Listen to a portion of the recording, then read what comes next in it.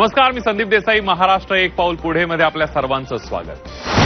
महाराष्ट्राचे मुख्यमंत्री देवेंद्र फडणवीस यांच्या अध्यक्षतेमध्ये झालेल्या राज्य मंत्रिमंडळाच्या बैठकीत शेतकऱ्यांसाठी महत्त्वाचा निर्णय घेण्यात आलाय.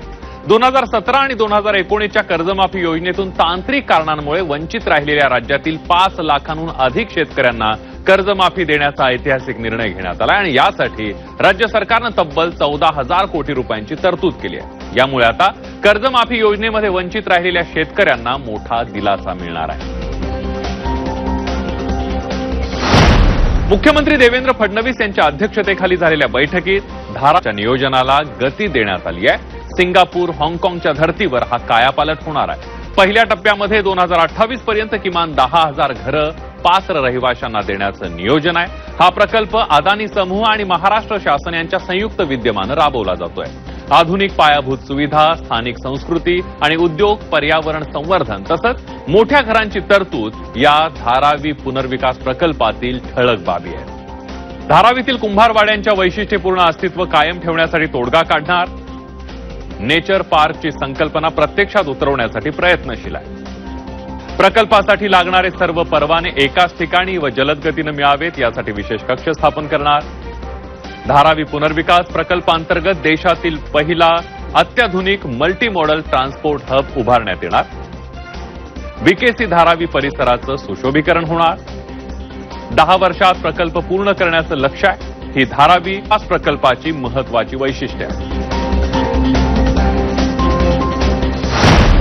मुख्यमंत्री देवेंद्र फडणवीस यांच्या हस्ते विमानतळाच्या टर्मिनल 1च्या प्रवेशद्वारावर छत्रपती शिवाजी महाराजांच्या 20 फूट उंच भव्य कांस्य पुतळ्याचं अनावरण करण्यात आलं. देश विदेशातून येणाऱ्या प्रवाशांना महाराष्ट्राच्या समृद्ध सांस्कृतिक वारशाची ओळख व्हावी हा यामागील उद्देश आहे. हे विमानतळ केवळ मुंबई किंवा महाराष्ट्राचंच नाही तर पंतप्रधान नरेंद्र मोदी यांच्या नेतृत्वाखालील नवीन भारताचं प्रतीक बनेल असा विश्वास मुख्यमंत्र्यांनी व्यक्त केला आहे. छत्रपती शिवरायांचा 20 फुटी ब्रॉन्झचा पुतळा त्याचं अनावरण नवी मुंबईच्या विमानतळावर झालेलं आहे.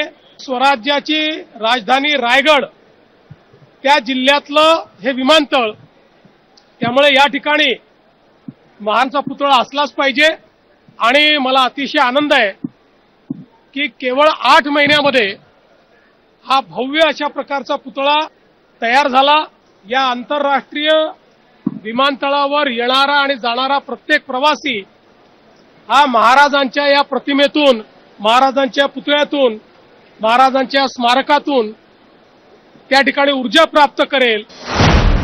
उपमुख्यमंत्री एकनाथ शिंदे यांच्या नेतृत्वाखालील शासन आपल्या दारी या महत्वाकांक्षी उपक्रमाला मानाचा स्कॉच पुरस्कार प्रदान करण्यात आलाय. देशभरातील विविध श्रेणींमधील 280 प्रकल्पांमधून या उपक्रमाची निवड करण्यात आली आहे. शासनाच्या विविध योजनांचा लाभ समाजातील शेवटच्या माणसापर्यंत पोहोचवून त्यांचं जीवन सुखकर करण्यासाठी हा उपक्रम वर्षभर यशस्वीरित्या चालवण्यात आला. विविध शासकीय योजनांचे लाभ 5 कोटींहून अधिक नागरिकांपर्यंत पोहोचवण्यात आले. उपमुख्यमंत्री आणि अल्पसंख्याक विकास मंत्री सुनेत्रा पवार यांनी शिक्षण आणि रोजगाराच्या संधींच्या माध्यमातून अल्पसंख्याक समाजाला विकासाच्या मुख्य प्रवाहात आणणं हे शासनाचं प्रमुख उद्दिष्ट आहे असं म्हटलंय. त्या अनुषंगानं त्यांनी आढावा बैठक घेतली. अल्पसंख्याक विभागातील रिक्त पदं तातडीनं भरण्याचे निर्देश संबंधित अधिकाऱ्यांना दिले. शासनाच्या विविध योजनांचा लाभ पात्र लाभार्थ्यांपर्यंत प्रभावीपणे पोहोचावा यासाठी प्रशासनानं अधिक सक्रियपणे काम करावं अशा सूचना उपमुख्यमंत्री सुनेत्रा पवार यांनी दिल्या.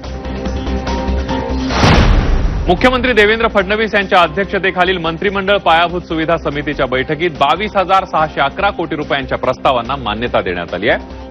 घोडबंदर रस्त्यांवरील गायमुख ते फाउंटन हॉटेल भुयारी मार्ग आणि फाउंटन हॉटेल ते भाईंदर उन्नत पुलाचा 17,036 कोटींचा प्रस्ताव, तसंच नवी मुंबई मेट्रो मार्ग 1A आणि मार्ग 2च्या 5,575 कोटींच्या प्रस्तावाचा यामध्ये समावेश आहे. पायाभूत सुविधांचे प्रकल्प कार्यान्वित होणार असल्यानं वाहतूक व्यवस्था अधिक सुलभ आणि वेगवान होईल असा विश्वास मुख्यमंत्री देवेंद्र फडणवीस यांनी व्यक्त केलाय.